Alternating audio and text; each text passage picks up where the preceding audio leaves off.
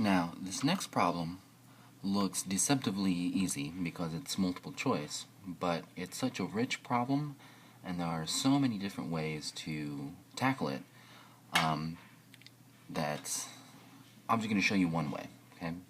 So, the graph of which of the following equations passes through the points -2, -4, and 8, 1.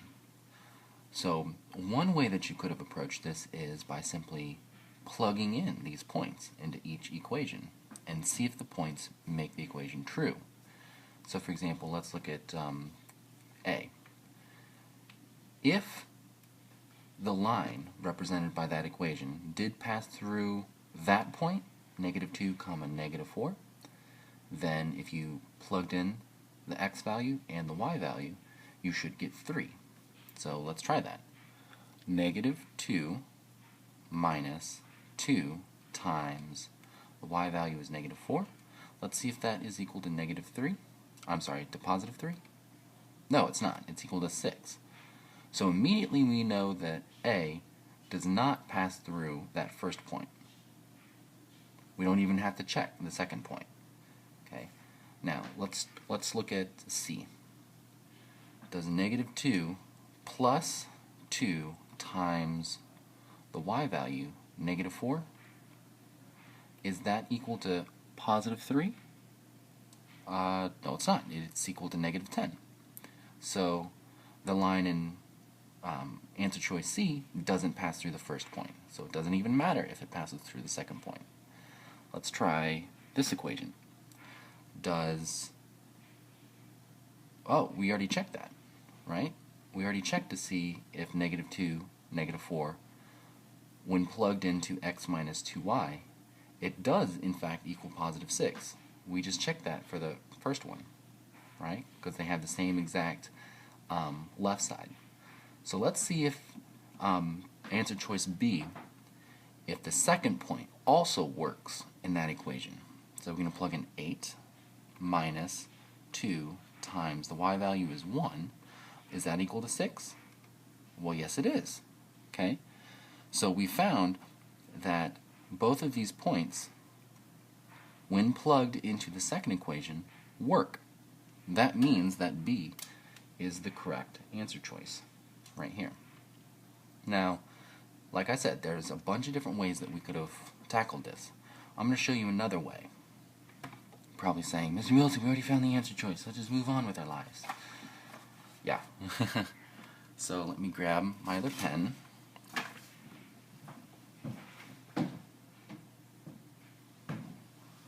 I cannot find my other pen. So let's just go ahead and graph these 2 points. So that I can show you another way of approaching this. Now let's plot -2, -4, -2, -4, and then 8, 1, 8, 1. So over to the right, 8, up 1. Okay, so now we have a line. Now let's try to write the equation of this line. Let's see, it goes up, so the slope of this line we can find by 1, 2, 3, 4, 5. So the rise is 5, and the run is 1, 2, 3, 4, 5, 6, 7, 8, 9, 10. Okay, so rise over run is 5/10, which in simplified form is 1/2. So we know that the slope of this line is 1/2, and if I had drawn this perfectly, which I did not, you would see that the y-intercept is -3. Okay, so the equation of this line is going to be y equals the slope times x minus 3. Now, this equation is the equation of the line that passes through these 2 points, -2, -4, and 8, 1. But none of these equations look like the equation we wrote. All of these equations are in standard form. the x and the y are on the same side of the equation. The equation that we wrote here is in slope-intercept form. So let's find a way to get this equation to look like the ones that we are given. And the way to do that is, first of all, we need to clear that fraction. We need to get rid of it. So in order to do that, we're going to multiply everything by 2. Okay? So the 2 times the y is 2y. Negative 1 over 2 times x times 2 will clear the fraction exactly as we wanted, so this is equal to x. And the negative 3 times 2 is negative 6. Okay?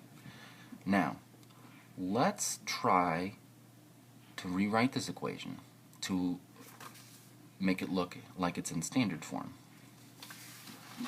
Well, let's first of all, let's get the x and the y on the same side of the equation. Okay? So I'm going to bring the x over here, and I'm going to do that by subtracting x. So negative x plus 2y is equal to negative 6. Now that equation still doesn't look like any of these. All of these have positive x's. So what we're going to do is we're going to now multiply everything by negative 1. Okay? That's going to change all of these signs, right? Negative 1 times negative x is positive x. Negative 1 times 2y is negative 2y. Negative 1 times negative 6 is positive 6. Okay? So this is just a handy trick. You can change the signs of everything, of every term. Now x minus 2y equals 6. Hey, that's exactly what we found here. X minus 2y equals 6. So letter choice B. So we just found another way to find the same answer. It doesn't matter how you found that answer as long as you did. Okay? So let's move on to question 9. Write the equations of the following lines. Now, we want to write these all in slope-intercept form. Again, y equals mx plus b. So, in order to write them in slope-intercept form, we need to identify the slope, which is rise over run, and then we need to identify the y-intercept. So first of all, let's look at part A. We have a point here, we have a point here. Now the grid is 1 in the x direction and 1 in the y direction. Okay, so that's good. So what is the rise between these 2 points? Well, we have to go down 4. That's the rise. And then the run is over 3, 4, 5, 6. The run is positive 6. So rise over run is negative 4 over 6. And we can simplify that into negative 2 over 3. So the slope, in its most simple form, is negative 2 over 3. So we know the equation is going to look like this. Y equals negative 2 over 3 times x. Now we have to identify what the y-intercept is. Well, we can see it. It's right here. The y-intercept is negative 1. Okay? So the final equation of this line in graph A is y equals negative 2 over 3 x minus 1. Now let's try the next one. Again, the grid is 1 in the x direction and 1 in the y direction. Here's a point and here's a point. So let's try to identify what the rise is between these 2 points. The rise is positive 5. The run is positive 2. So rise over run is 5 over 2. So that's our slope, 5 over 2. That's going to be multiplied by x. So y equals 5 over 2x, and then we have to find what the y-intercept is. Uh-oh. It looks like this line doesn't ever intersect the y-intercept, at least in our field of view here. So we need to find a way. Well, one thing that we could do is we could extend the y-axis down, and then we can extend the line as well. We know that the rise is 5 over 2, so we could go down 5, and then over to the left 2.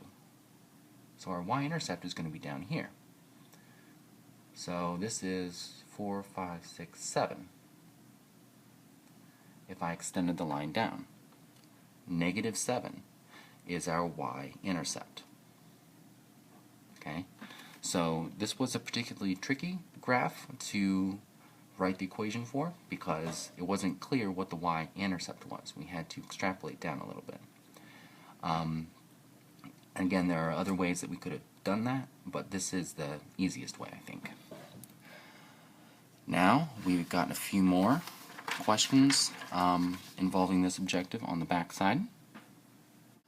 Now, in these two remaining questions in this objective, we are asked to determine if these two equations, if the lines representing those equations, are parallel, perpendicular, or neither. Now remember, the way to determine if two lines are parallel or perpendicular is to look at their slopes. Okay, so the slope of a parallel line, so slopes of parallel lines are equal, and the slopes of perpendicular lines, that's the symbol for perpendicular, are opposite reciprocals. Okay, and this was just a fancy word, fancy term that we learned. For example, if our slope is -2, then we change the sign to make them opposite, and then we flip it to make it a reciprocal. So if the slope of one line is -2, the slope of a perpendicular line is +1/2. Okay, remember that? So there's two parts to making an opposite reciprocal. You change the sign, and then you flip it. And if our slope was +3/4, the slope of a perpendicular line would be -4/3. Okay? So, what this boils down to is we need to identify what the slope of these lines are. Now, in this first question, number 10, the slope of the second line is easy. It's -5 is our slope. Now we have to find what the slope of this line is. Well, you can't see what the slope is immediately because it's not written in slope-intercept form. So let's write it in slope-intercept form. And that means solve for y. So in order to solve for y, we need to move the x. We do that by subtracting x. So 5y equals, and I'm just going to automatically flip these, -x plus 20. Now we have to divide by 5. So we're dividing everything by 5. So that means that y equals -x divided by 5. We can simplify that to -1/5 times x, and then plus 20/5. 20/5 is 4. Okay? So, let us compare the slopes of these two equations now. -1/5 is the slope of the first equation. -5 is the slope of the second equation. Now, let's ask ourselves, are the two slopes equal? Well, no, they're not. So these two lines are not parallel. What about, are they opposite reciprocals? -5 and -1/5? Well, no, they're not. They are reciprocals, right? -5 flipped is -1/5, but they're not opposite. Okay? So these two lines are neither parallel nor perpendicular because the slopes are not equal and they're not opposite reciprocals. Okay, and the explanation would be our slopes are not equal, nor are they opposite reciprocals.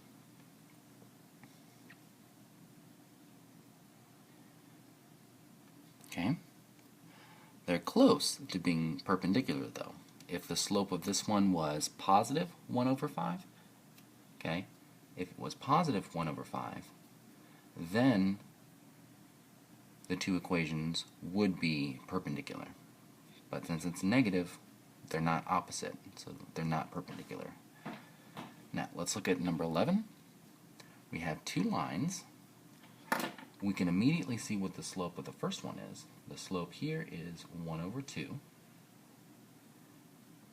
But the second equation, we're going to have to do some work to find out what the slope of this line is. We need to write it in slope-intercept form, which again means solve for y. So we're going to add 2x to both sides. So 4 times y equals 2x plus 12. Final step is to divide everything by 4. So y is equal to 2x divided by 4. We can simplify that into 1 over 2 times x. I just simplified the fraction. Plus 12 over 4 is 3. Okay, now let's look. The slope of the first line is 1 over 2. The slope of the second line is also 1 over 2. So the slopes are equal, which means the lines are parallel. Okay, so these two lines are parallel. And the reason we know is that the slopes are equal. Okay, so that is it for this objective, number 15.